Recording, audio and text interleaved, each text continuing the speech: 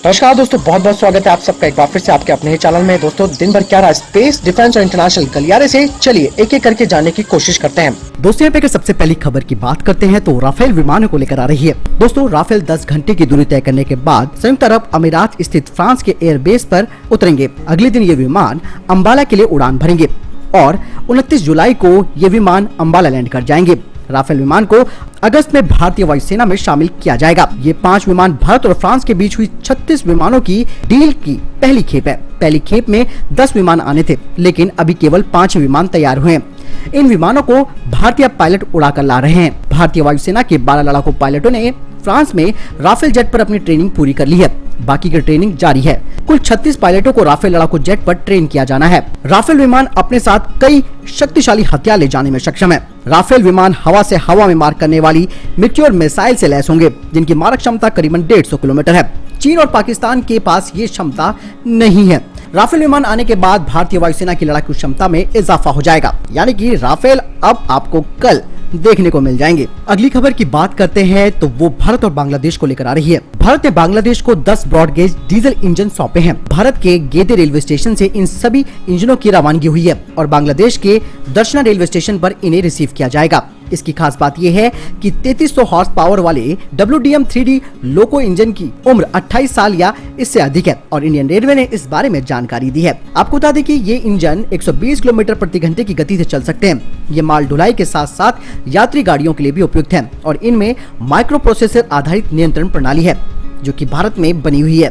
दोस्तों, यहाँ पे अगली खबर की बात करते हैं तो वो आ रही है L&T और DRDO को लेकर। दोस्तों, आपको बता दें कि पूर्वी लद्दाख में चीन के साथ तनातनी के बीच भारत अपनी रक्षा क्षमताओं को बढ़ाने की कोशिश कर रहा है। ऐसे में भारतीय सेना अपनी उपकरणों की कमी को पूरा करने के लिए फास्ट ट्रैक के माध्यम से खरीद कर रही है। आपको बता दें कि इस लिस्ट में करीबन 300 से अधिक एयर ट्रांसपोर्ट लाइट टैंक की बात की गई है, लेकिन सरकार के भीतर एक बहस चल रही है कि क्या इन टैंक्स को आयात किया जाए या फिर इन लाइट टैंक को स्वदेशी रूप से विकसित किया जाए। आपको बता दें कि फास्ट ट्रैक इंपोर्ट के लिए सबसे ऊपर रूस का 18 टन का स्प्रेट लाइट टैंक है।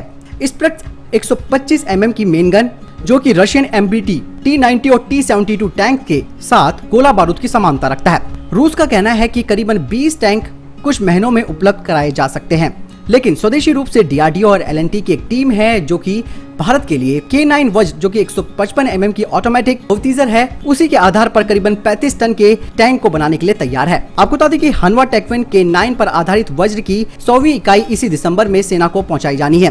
2017 में 4500 करोड़ की डील का हिस्सा है। आपको बता दें कि इस परियोजना का लक्ष्य 18 महीने में 200 करोड़ रुपए से कम लागत की योजना में पहले 3 प्रोटोटाइप का निर्माण करना है। लेकिन भारत अब मेक इन इंडिया के तहत स्वदेशी रूप से इस तरीके की जो लाइट टैंक से उन्हें बनाने की कोशिश कर रहा है ताकि भारत आयात पर अपनी निर्भरता को कम कर सके और इसीलिए स्वदेशी रूप से टैंकों का विकल्प भारत चुन सकता है। अगली खबर की बात करते हैं तो वो आ रही है T90 टैंकों को लेकर। आपको बता दें कि पीपल लिबरेशन आर्मी ने अक्साई चीन में करीबन 50,000 सैनिकों की तैनाती की है। साथ ही भारत ने भी यहाँ पर अपने T90 firing tank, armoured persons carrier यानी कि APC और 4000 सैनिकों की ब्रिगेड तैनात की है। साथ ही आपको बता दें कि भारत ने काराकोरम दर्रे के पास अपनी जो कि उनकी अंतिम चौकी है भारत की, वहां पर अपनी मिसाइल फायरिंग T90 टैंकों के स्क्वाड्रन को स्थानांतरित किया है।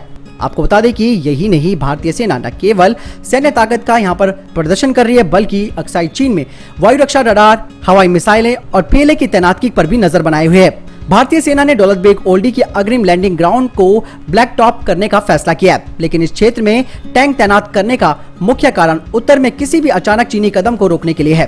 तो यहाँ पे अगली खबर की बात करते हैं तो वह अशोका लीलैंड के कॉम्बैक्ट व्हीकल को लेकर आ रही है। सैन्य वाहन जैसे कि आप सभी को मालूम है हमेशा से दुनिया भर के लोगों के लिए एक आकर्षण रहा है। भारतीय सेना के पास अपने बेड़े में सबसे अधिक इन आर्मर्ड व्हीकल्स में अशोका लीलैंड भी सबसे ऊपर आता है। रक्षा वाहनों की कंपनी ने कई प्रभावशाली वाहन भारतीय सेना को दिए हैं, जिसमें 6x6, 8x8 छोटे ट्रक, 4x4 LCV भी शामिल है। आपको बता दें कि अशोका लीलैंड ने 4x4 LCV जो कि एक हल्का स्पेशलिस्ट ट्रूप मोबिलिटी व्हीकल है उसको डेवलप किया है, जो कि कठिन इलाकों में प्रतिकूल मौसम में भी काम करने के लिए इसे विकसित किया गया। ये बख्तरबंद वाहन इस बख्तरबंद वाहन को S6 इंजन से लैस किया गया है जो 5 स्पीड गियर बॉक्स और 2 स्पीड यूनिट एसेसरी के साथ लैस है। इस व्हीकल में electronic control air suspension system लगाया गया है और इस वाहन में हाइड्रोलिक ब्रेकिंग सिस्टम और साथ ही ABS भी दिया गया है। इसमें एक review camera, view port and gun mounted के साथ 360 डिग्री घूमने योग्य गनर स्टेशन और एक हथियार स्टेशन दिया गया है। इसके अतिरिक्त इसमें एंटीना, छत पर एक सर्च लाइट आदि भी दी गई है, जिसे या तो मोटर चलित या फिर मैनुअल रूप से संचालित किया जा सकता है। यानी कि अशोका लीलैंड ने एक बार फिर से भारतीय सेना का दिल जीता है और अपने नए ट्रक को भारतीय सेना को सौंपने के लिए वो तैयार है। तो दोस्तों ये थे अभी तक के top defence space updates. Video के संबंध में कोई प्रश्न, जवाब या आपका कोई सवाल है, आप जरूर मुझे कमेंट सेक्शन में लिखकर पूछ सकते हैं। मैं जरूर आपके कमेंट्स का जवाब दूंगा। इस वीडियो के लिए इतना ही, मिलता हूं नए वीडियो के साथ। तब तक के लिए जय हिंद,